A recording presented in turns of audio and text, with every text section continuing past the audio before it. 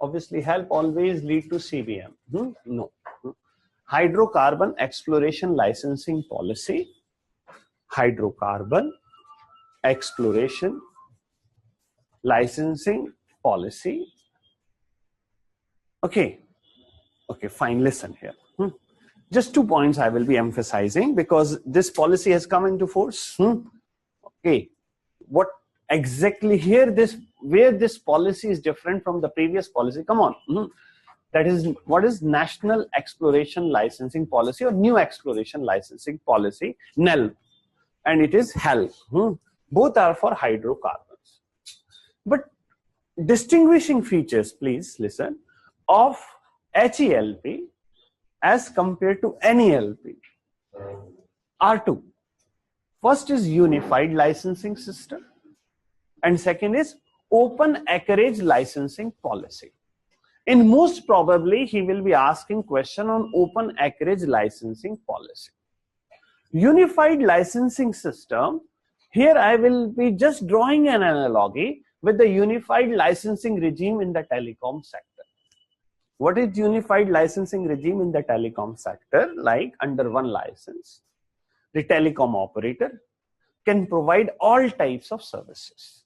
They don't have to go for multiple licenses. Like what was happening? In NELP, government was having different licenses for conventional and unconventional oil and gas. Conventional gas associated with petrol well, unconventional shale gas, unconventional coal bed methane, unconventional gas hydrate. The problem was Krishna Godavari, classical example, having both conventional and unconventional.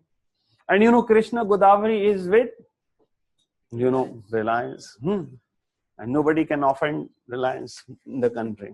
That is a fact. So obviously, actually there was obviously genuine problems as well.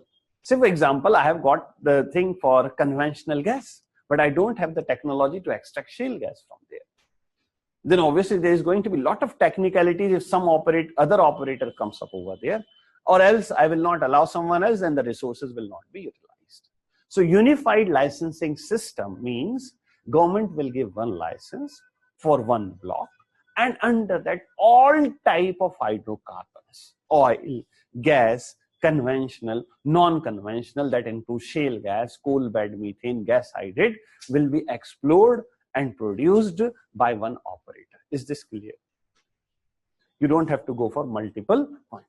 Is this clear? Okay. Second is open acreage licensing policy.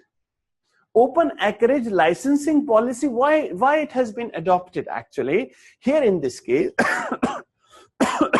the government has set the target that by 2022, their target is to reduce the import dependence by 10%. Of the total oil we are importing, 10% less we have to do.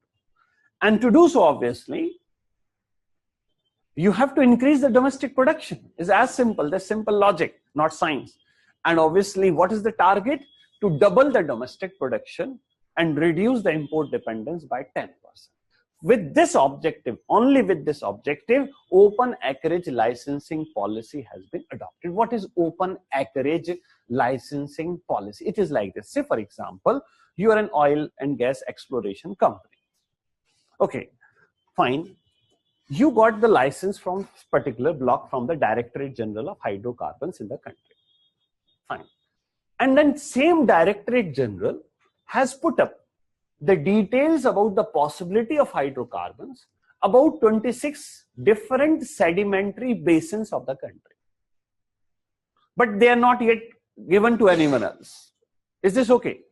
Then if you are convinced with your studies and the data put up by the Directorate General of Hydrocarbon on the websites, okay, fine, this is another probable block where I may have windfall in terms of oil and gas.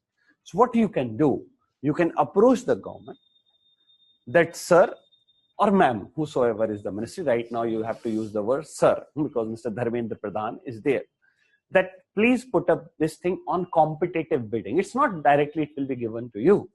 It will be given auction through competitive bidding. Obviously, when you have done your homework much more than anyone else, you have higher chances of getting the license for that particular block. That is known as open acreage licensing policy. It is not open-ended.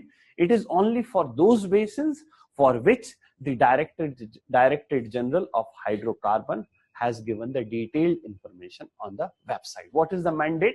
10% import reduction, and obviously by doubling the domestic production of oil and gas. These are the two important points. Just one more point here, the government is going for revenue sharing. Okay, revenue sharing is always a better option than profit sharing, because profit in economy, I know you have been taught this thing, just one line. In profit sharing, this what they do, they can keep on showing the losses. In revenue sharing, nothing doing. The moment you start the production, you have to give a certain percentage to the governments. So this is help for you.